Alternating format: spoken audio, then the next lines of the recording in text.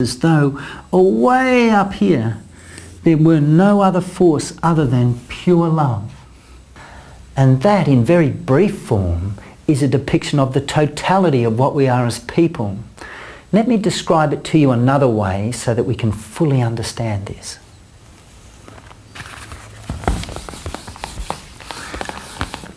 Let's say that the greatest force that ever existed in the world was love. We'll draw it like this, as a level of energy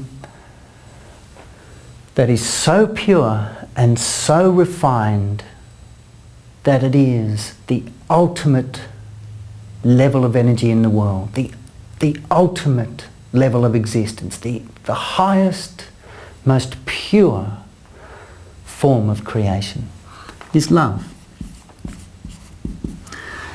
Let's say that contained in love then is understanding, that understanding is an aspect of love, a part of love. And then contained, you see how it's contained? Then inside of, as a part of, understanding is wisdom. And that a part of wisdom is knowledge. An aspect, if you like, of wisdom is knowledge. These are ethereal energies. There's no physicality in this. You can see nothing physical here. These are ethereal truths. And let's say then that down through time and space, these energies got denser and denser and denser and denser, until finally they got so dense that they congealed and formed a physical body standing on the ground. There it is. There's a person.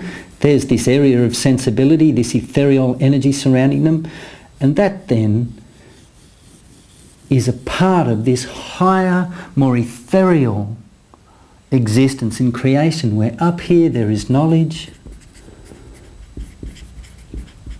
which is a part of wisdom, which is a part of understanding.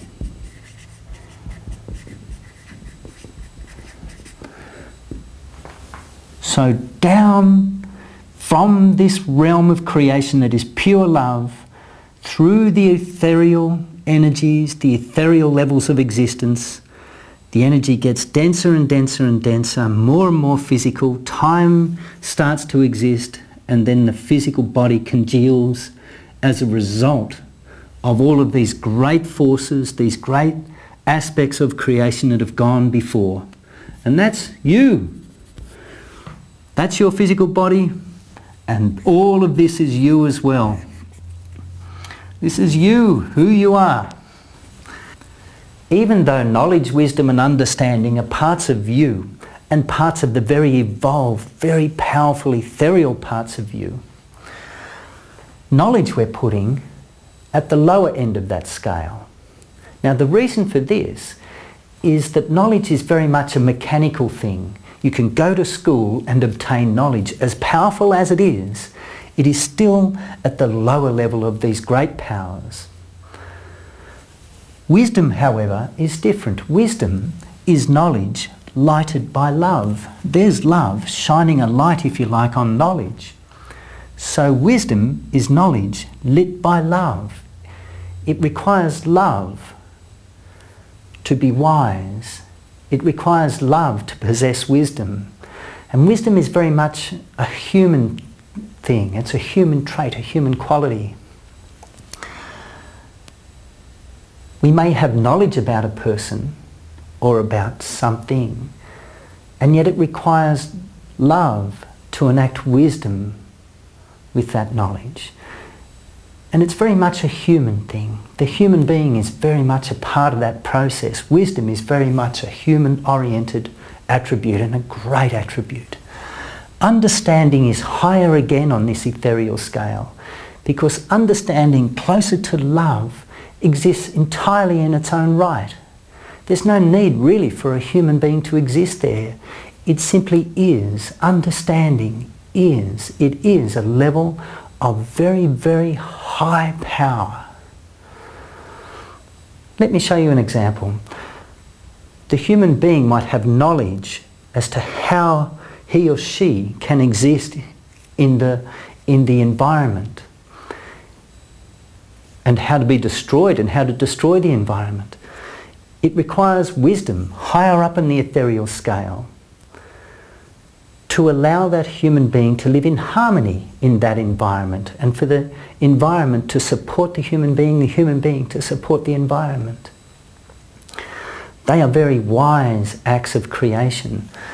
Understanding is the whole picture, which doesn't require the human being at all. It simply is an understanding of the process, one way or another, extinct or not extinct, living in harmony however it occurs. It is simply understood.